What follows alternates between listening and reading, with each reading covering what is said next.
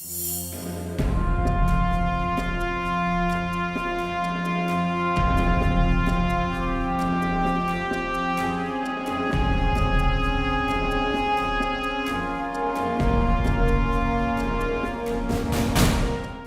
da se u snovima može stići svuda, bez granica, pasoša i putnih troškova. U jednom baš takvom snu put me naveo na planinu Ozren. Našavši se na uskom šumskom puteljku, nahranio sam oči zelenilom brda, oblih kao tijesto najfinije slavske pogače, našaranih drvećem. Uši su mi bile pune cvrkute ptica, a nos mi je naselio polem medonosnih šumskih trava. Baš u trenutku kad sam pomislio zašto nikog osim mene nema i zar niko više ne uživa u ovoj Božjoj ljepoti, iza sebe sam začuo užurbani topot konjskih kopita. Nisam se stigao čestito ni okrenuti, a iza mene je stajala oronula stara konjska zaprega koju su vukla dva rasna i vrsna konja, a na kojoj je sjedio dječak guste, smeđe kose i bijelog, onako dječačkog lica. Na njemu je bila vidno iznošena vojnička maslinasto-zelena uniforma i kožni vojni opasač. Pomoz Bog, pobratime, uzviknu dječak glasom odraslog i prekaljenog muškarca. Kakva tebe muka u ovu vrlet natjera, kad živ Iksan ovda 20 godina ne prolazi jadna ti majka. Ajde, sjedaj, povešću te.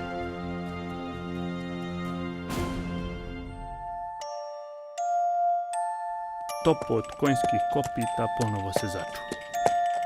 Ja krenuo da obiđem stražu i da zapalim svijeću majci i babi. Sreća tvoja pa sam naišao, mogu si tumarati ovuda do netraga. Usporeni kas konja nedugo potom dadi mi do znanja da smo stigli negdje. Miris svježe iskopane zemlje i sagorjelog voska kazaše mi da je mjesto na koje smo stigli groblje. Evo, pobratime, vidi ovu grobnicu ovdje. Ovdje leži moja majka, dobra je bila sirotica. Nije mogla preboljeti da rastem bez oca. A do nje leži njena majka, moja mila starica.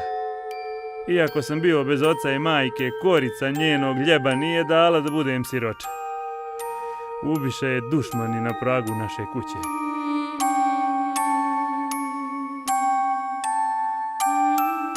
A vidiš ovu malu grobnicu ovdje? Ovdje leže nejake kosti dječaka. Ovo parče zemlje što pred nama stoji nekada je bio Spomenko Gostić. Sigurno ste tamo odakle dolaziš nekoj ulici ili školi dali njegovo ime. Pa kako i ne biste kad je to dijete sa 13 godina borac bilo. Sigurno ti je neki učen čovjek, učitelj, nastavnik, profesor govorio o Spomenku i njegovoj žrtvi. Pa kako i ne bi, pa kako i ne bi. Umjesto učionice i table, Spomenko je sa svojim nastavnikom dijelio blato u rovu i zarđalu pušku. Iako je mogao, nije htio da ode iz rodnog sela i rame uz rame sa ostalim borcima branio je rodnu grudu. 2 puta je ranjavan, dječak, 2 put ranjen otrovnim kuršumom.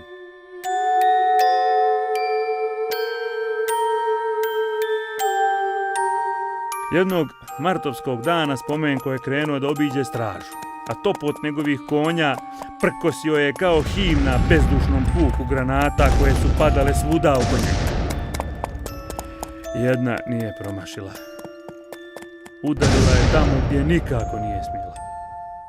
Prekinula je topot Spomenkovih konja, ali i topot jednog velikog dječačkog srca. Kažu da bistri potoci Ozrena nikada više nisu čuli niti odvažniji dječački smijeh, niti ljepši konjski topot.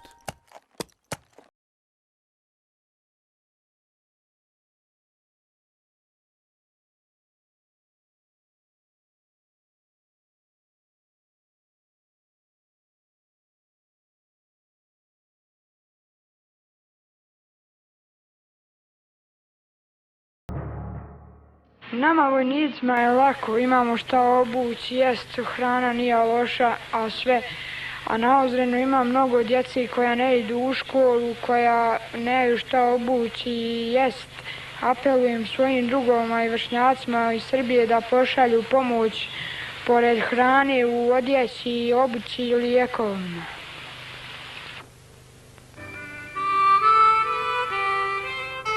Kažem da mi je dobro i fino, sarađujem sa vojskom, hranim se s vojskom, spavam, nemam oca, nemam majke, nemam nikog.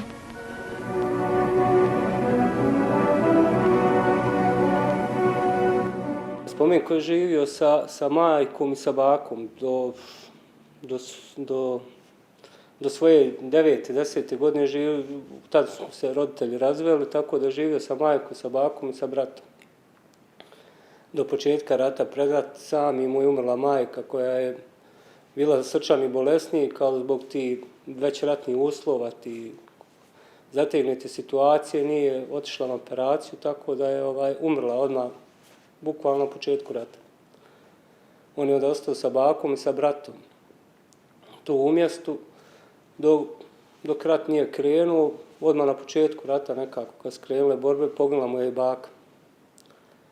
Tako da je ostao, brat je otišao na liniju, bio je vojno angažovan, tako da je bukvalno on ostao sam kod kuće.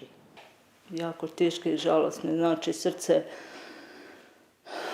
se napilo, hoće da pukne. Znači, dijete znam od rođenja, s djetom sam znači odrasla i znam njegov život, znam njegove posljednje riječi i znači osjećam se tako teško, ali znači ova izjava što dajem, to je za njegovo, da se ne zaboravi ništa drugo, da nije pao u zaborav, samo tu. Odrasli smo skupa i bio uvijek ispred svoje generacije, uvijek družili smo se zato što je on uvijek težio da bude u starijem društvu, bio je puno ozbiljniji, tako da on nije imao neki dodirnih tačaka sa svojom generacijom. U selu bio je, što kažu, dijete cijelog sela. Svi su ga prihvaćali i tako da ga nismo mogli ni odbiti kad je rat krenuo, nikuda. Tako da je ostao u selu, pridružio se vojsci, s vojskom je boravio, s vojskom je radio, priključio se toj pozadinskoj grupi, radio s konjima, konje neke nabavio i s njima je radio, razvozio hranu, vozio ranjenike, kao da je odrastao čovjek. Izvozim ranjenike, prevozim municiju i hranu. Nije nas niko tu rašireni ruku primio u vojsku, ni dočekao. Naša je prva borba bila da se izborimo za to mjesto, da učestvujemo u vojsci, pošto smo ipak bili djeca, ja sam imao tad nekih 16 godina, a on je imao 14. Da bi nas neko primio u vojsku, morali smo biti duplo ozbiljniji, duplo odgovorniji nego ovi stariji, da bi imali povjerenje u nas i to. Tako da u prvi mah, pošto naše mjesto bilo malo okruženo sa svih strana, bili smo uvučeni, a nije bilo dovoljno vojnika, u taj prvi mah spominka nisu angažovali nas koji smo imali 16 godina, bili su rasporedili tako neke u pozadinske te jedinice za kurire, da bi što više sposobnih vojnika moglo da ide na liniju. Pošto je bila linija nekih 6-7 kilometara, nije tu bilo možda nekih 60 muškaraca sposobni za vojsku, sa lijeve i desne strane po 2-3 kilometra bila je prazna linija. Tako da su bukvalno angažovani i mi koji smo imali do 16 godina i žene i sve nisu angažovali, što je njeg teško palo, on se nije pomirio sa tim, pošto uvijek se družio s nama starijime, sad kad smo mi angažovani, on je ostao bukvalno sam, nije imao s kim da se druži i onda su do nas došle priče da tu iza nas nekih 25 kilometara osniva se kamp, neka specijalna jedinica da primaju sve koji mogu da prođu obuku. I on je nekih 25 kilometara pješaka otišao tamo da njeg prime, međutim nisu ga primili i za njih je bio premlad 14 godina. I sve dok nisu krenule malo žešće borbe, jače borbe, kad su krenule jače borbe, onda je linija pomjerila se i tu. Samim tim je došlo do problema u snabdjevanju vojnika. Jer tu su bili šume, potoci, nisu kamioni mogli da dolaze, nije. Kad je neko ranjen, municija, logistika, baš je došlo do haosa. I on je tada uspio da uhvati neka 2 konja i napravi zapregu i bukvalno više ga ni morao silom priliv, kad su primili ga, niko se nije mogao odreći tog, jer on je išao za prvom linijom, izvlačio ranjenike, dovozio municiju, dovozio hranu, bukvalno postoje nezamjenjiva karika u tim borbama i u toj jedinici. Sve do momenta dok nije naletio sa zapregom na mine. Ja da imam mnogi slučajeva gdje je bilo teško, ali to se opet nekako izdrži. Imao sam slučajeva da sam nagazio na mene. Bila je mina paštetica, naišao sam i odbilo je prvi točak.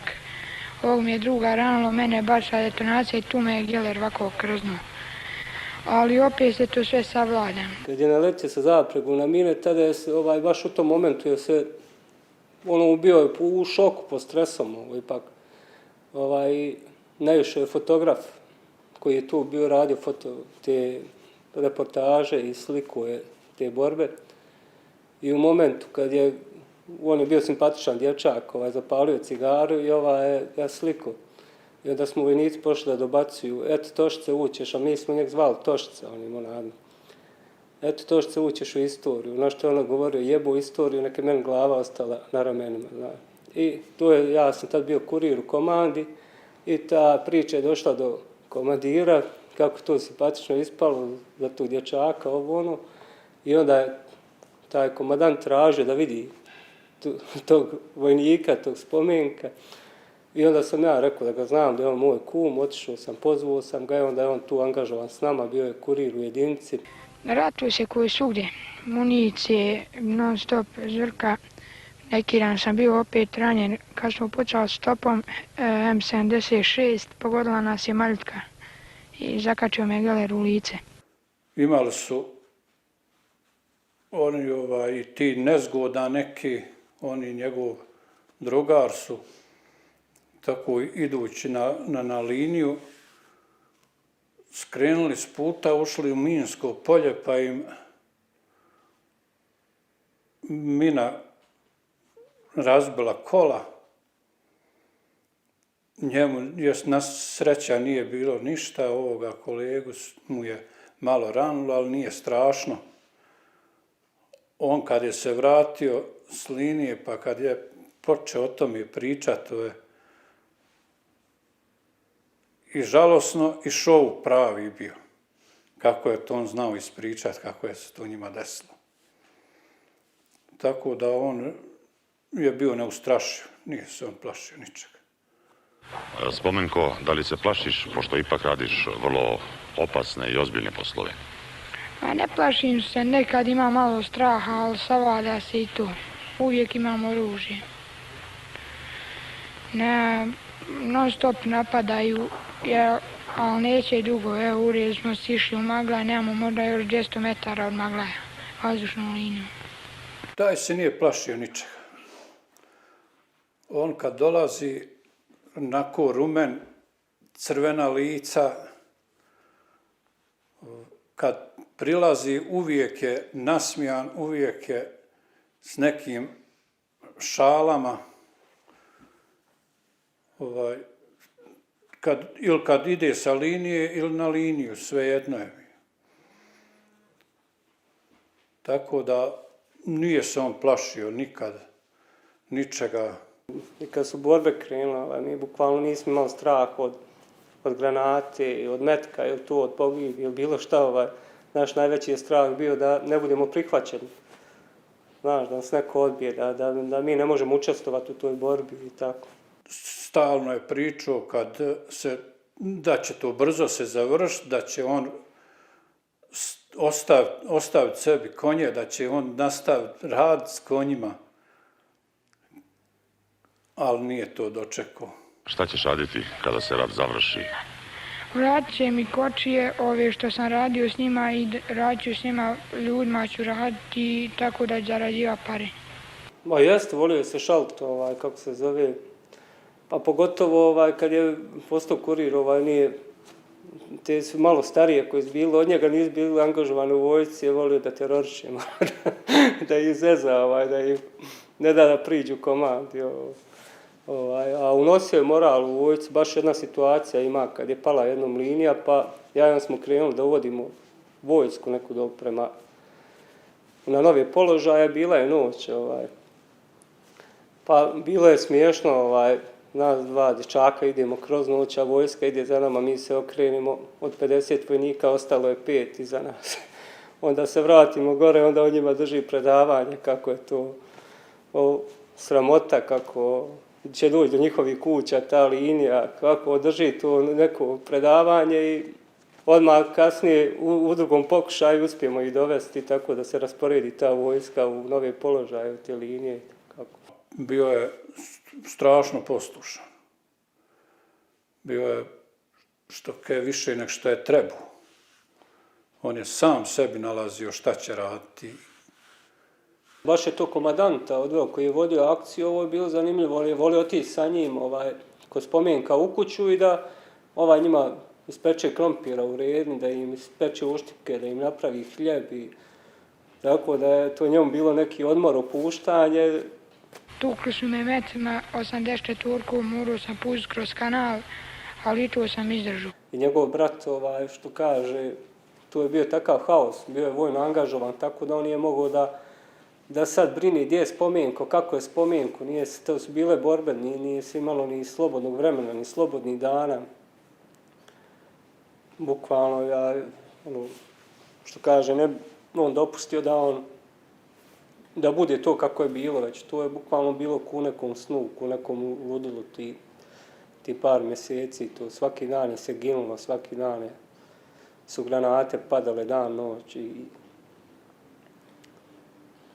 Jer ja znam da ima ujaka, ima brata, oni su bili uvijek uz njega. Baka mu je poginula isto tako. Znači on je krenuo, kad je krenuo rat, uključuje se u jedinicu dobrovoljno, svi su ga vraćali, svi su ga molili da ne ide, da je opasno, ne on je htio, on je sam išao. Znači sam je htio da ide, da se dokaže, da može, da hoće, da krene kroz život sam, znači djelovao je kao čovjek od 20 godina. I kada bi se, makar za trenutak, mogle ukinuti sve informativne blokade i kada bi svi dobri ljudi na svetu mogli da prate ovu emisiju, shvatili bi, verovatno, da je 14-godišnji Spomenko Gostić za posljednjih 10-ak mjeseci toliko odrastao pa i ostareo koliko oni za ceo život. Pa ostali smo tu, napadali nismo, ostali smo u selu, linija je bila ispod sela, kroz selo, faktički, nadajući se da sa svoga ne trebamo ići, ne trebamo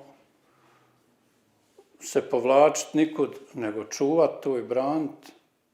Linija je bukvalno prolazila kroz naše mjesto. Mi nismo, što kažem, nismo nikakvi bili fanatici,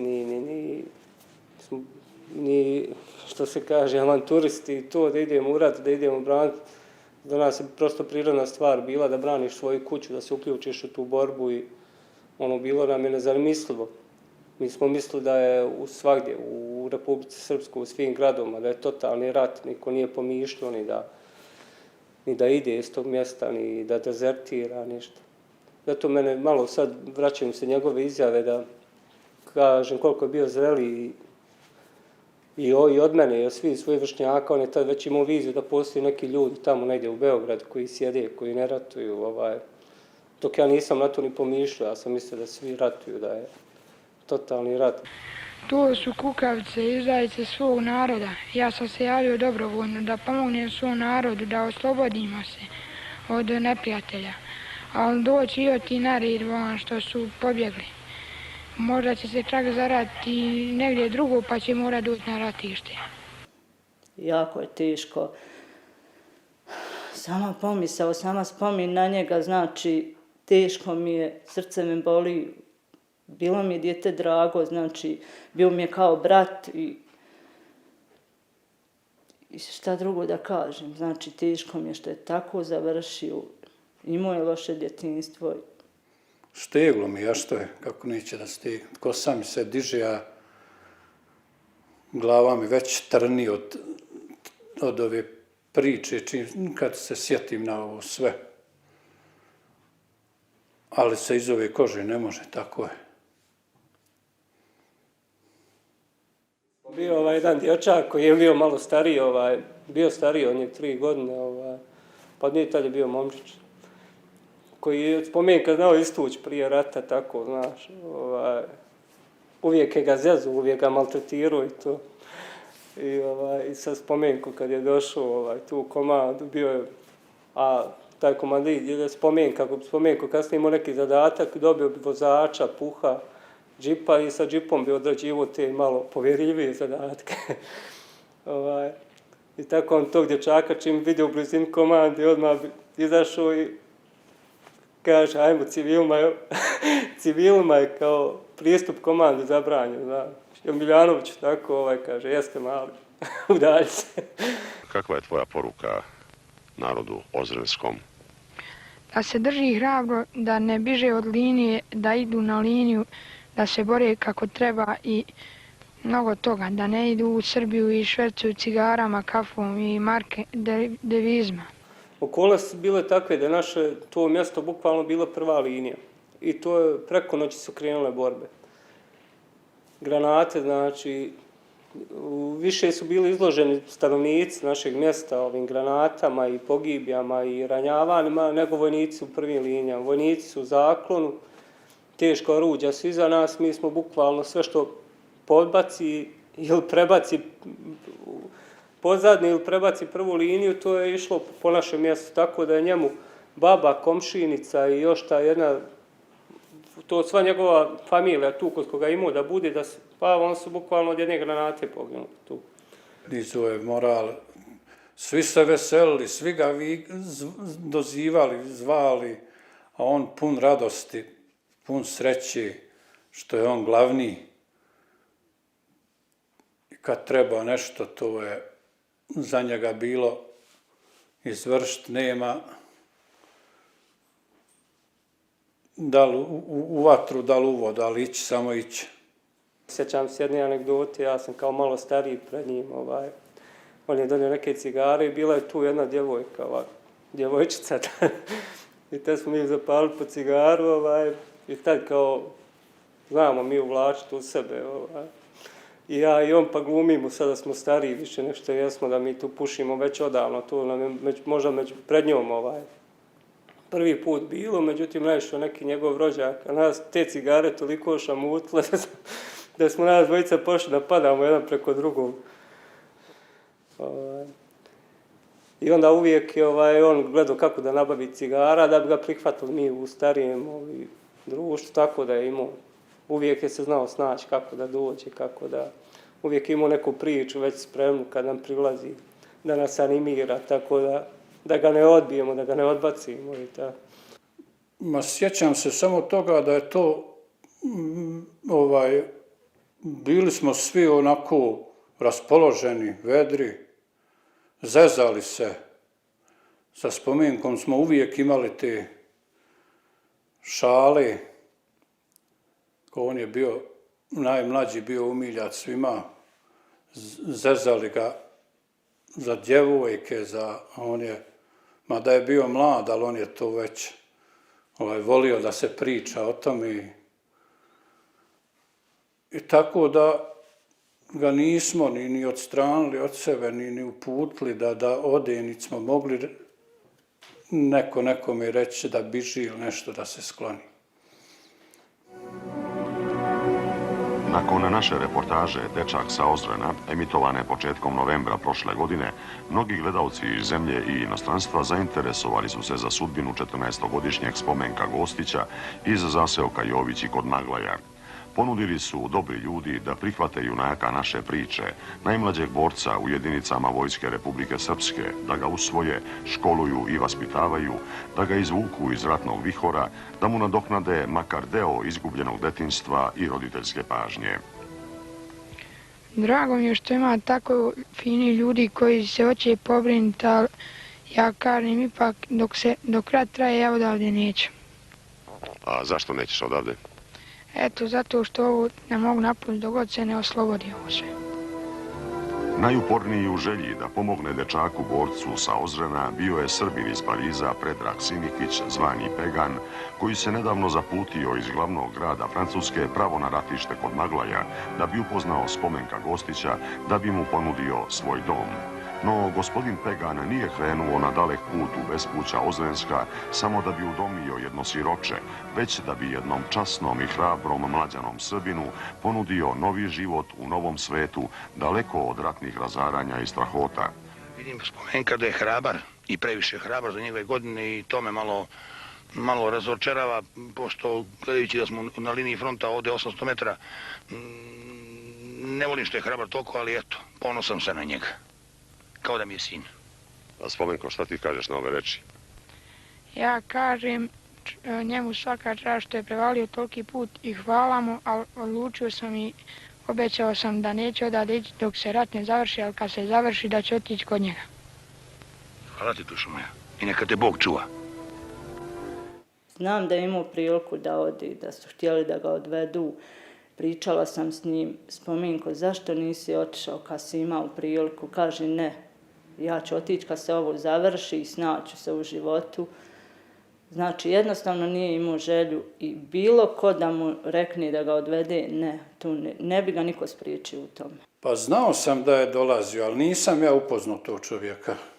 Samo sam čuo tu priču, jer smo mi bili po linijama, pa taj kad je dolazio, on je tražio Spomenka da ga odvede za Pariz, kudli, ne znam, ali Spomenko je to odbio. On nije pristajao ni na što, on je samo odlučio da ostane tu u selu s vojskom, džaba što mu je nudi to sve na dlanu. Iskrene suze Predraga Simihića i njegov očinski strah za život mlađanog Spomenka u ovom trenutku ne mogu kod tog 14-godišnjaka pobediti želju da ostane na svojoj zemlji do kraja rata, jer tako se on zakleo na majčinom i bakinom grobu. On se nije htio povući i da mu je i majka živa bila, ne bi ga ni ona odvela iz sela ni od tog položaja, od vojske. A sada bi bio sigurno uspješan čovjek da je otišao. Snašao bi se on, takav je bio. Ne bi za njega bilo problema nigdje.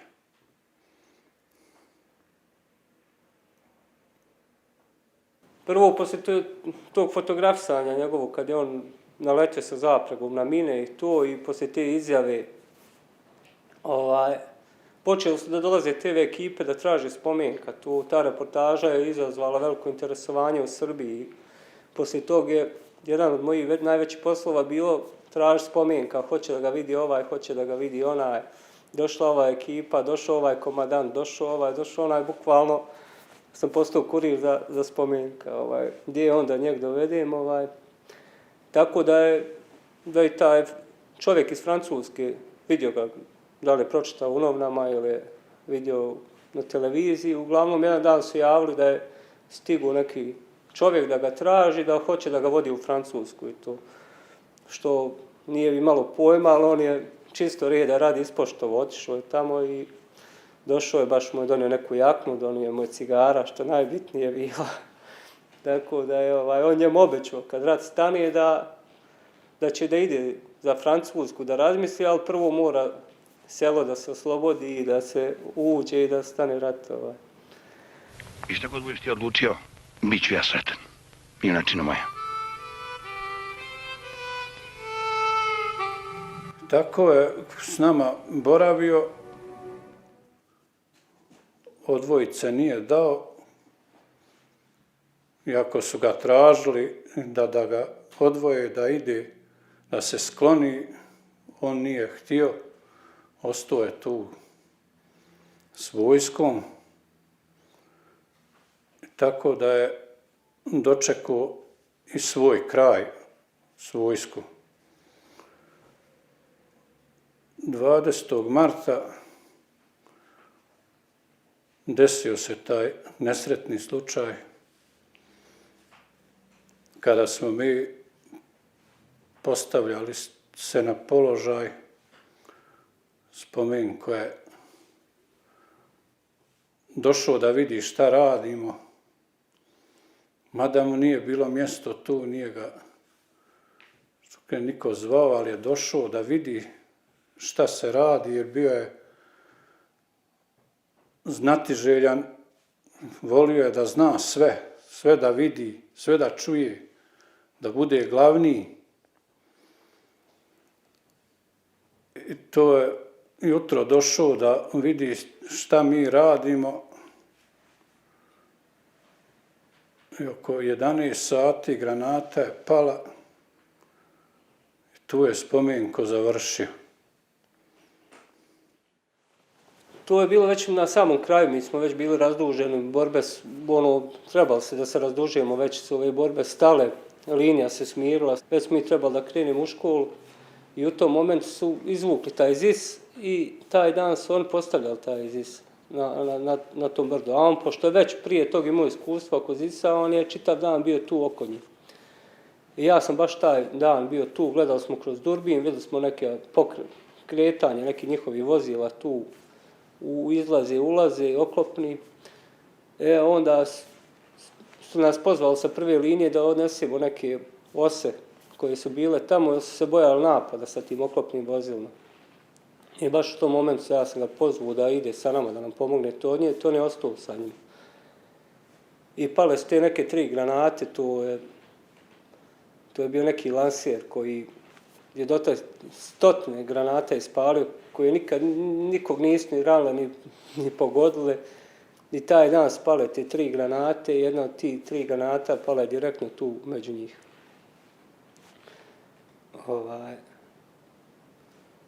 Tako da, sudbina što kaže, 100 granata je prije tog preživio, nije mu ništa bilo i taj dan da te 3 granate panu i tako.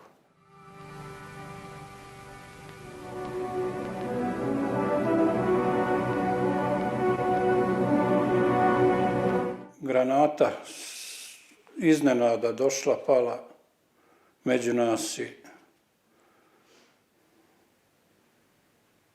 6 je mrtvi bilo tad. Ja kad sam ustao, mislio sam da su se razbježali nekud, da su otišli, pobjegli, sklonili se. Međutim, kad sam se okrenuo oko sebe, vidio sam samo da leže mrtvi raskomadani i neki od njih traže vode.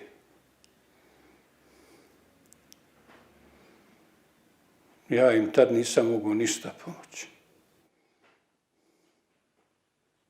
Taj dan kad je otišao gore, sjećam se, rastali smo se, otišao je. Nakon 15 minuta, kad smo čuli za to gore, prva sam izašla na to mjesto. Kad sam došla, znači, ne mogu svega da se sjetim. Sjećam se njega da sam vidjela leži, zadnje njegove riječi su bile joj majko. Znači, toga se dobro sjećam i to mi je ostalo nakon 20 godina u sjećanju. Njegove posljednje riječi. I tu je i ostavio svoj život. Što meni najteže pada, što je bukvalno, što kaže, možda bi on i otišao u Francusku, jer to u zadnjem momentu, znači taj dan što kaže, da nije poginuo, da nije pala granata, mi više tu ne bi bili. To su bukvalno bio zadnji dan kad je on malo njima oko Zisa htio da pokaže, pošto je imao iskustvo, ono znači, bukvalno od tog dana on bi krenuo u školu ili bi otišao za Francusku, uglavnom u zadnjem momentu, poslije svih tih granata, poslije sve te borbe, što kaže, sudbina je htjela, eto, da zadnji dan pogine tu.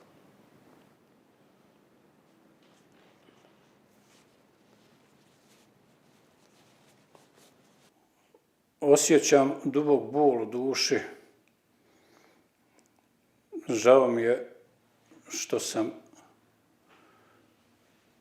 to dočekao da vidim njegovu smrt. On je bio dijete od 14 godina koje nije bilo dužno ni krivo nikome.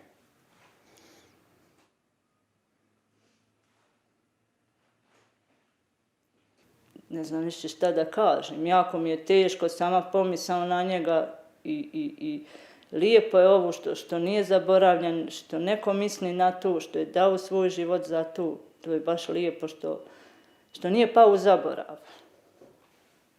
Jer to je dijete bilo puno elana, puno radosti. Htio je svagdje da stigne, da svakom pomogne.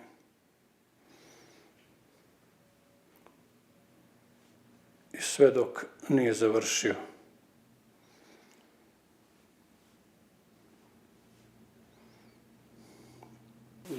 Treba da se ugledamo na njeg isto što u ratu.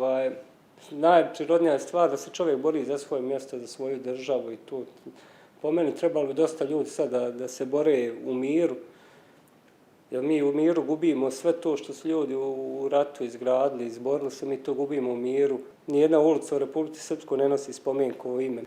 Mi kao da smo preskočili ovaj rat, kao da se stidimo ovog rata.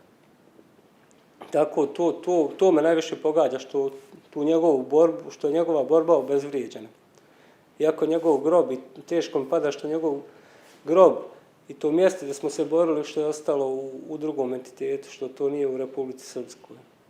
Jer to mjesto nije palo borbom, to je bukvalno bila poklonjena teritorija, zamijenjena da bi neki dijelovi Republike Srpske opstali. Najviše što možemo da učinimo, sve je lijepo i dati ime školi i sve, ali najveća, znači, spomin je kad odiš na grob i obiđiš njegov grob. Put je jako loš i ko bi htjeo otići, znači, ne može se autom prići. Ma vratiti ga ne možemo, a mogli bi bar malo više pažnje posvetiti tim tako mladim herojima. On nije sam sigurno, ima njih još takvi na hiljade. Ali bar im priuštiti da negdje imaju da li naziv ulice, da li škole, pošto je bio mlad, još je u školu išao. Moglo bi to društvo da pomogne i da se uključi u tako neke realizacije. To ne bi koštalo ništa. A ovamo bi puno značilo da svijet vidi ko je bio Spomenko i inakvi kao on.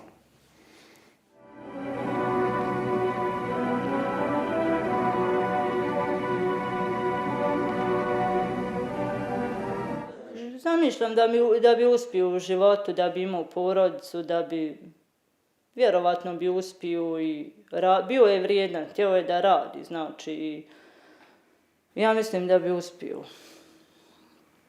Da nije bilo prokletog rata, da bi imao porodicu, da bi uspio, da bi bio svoj čovjek, imao bi svoju djecu. Ne znam, kad ga zamislim nekada da je otišao u Francusku, zamislim da bi dolazio, ne znam, da bi imao porodicu svoju, da bi imao djecu, da bi došao iz Francuske, da bi se vidjeli i to. Onda zamislim opet ovdje je ostao, ne znam, možda ko hiljade koji su učestvovali u ovom ratu, možda ne znam. Da je ostao živ, sad bi on normalno bio porodičan čovjek, imao bi svoju familiju.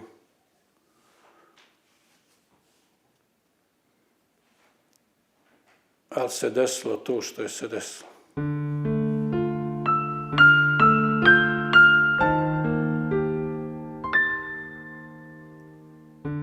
Ova grobnica ovdje mora biti rasadnik da svako od nas iz nje uzme bar jednu klicu pravih vrijednosti, hrabrosti, časti i poštenja. Ali ona mora biti i opomena da nisu zalud nejake dječačke kosti hranile ozrensku ilovaču, da nije zalud dječačka krv pojila ozrensku travu.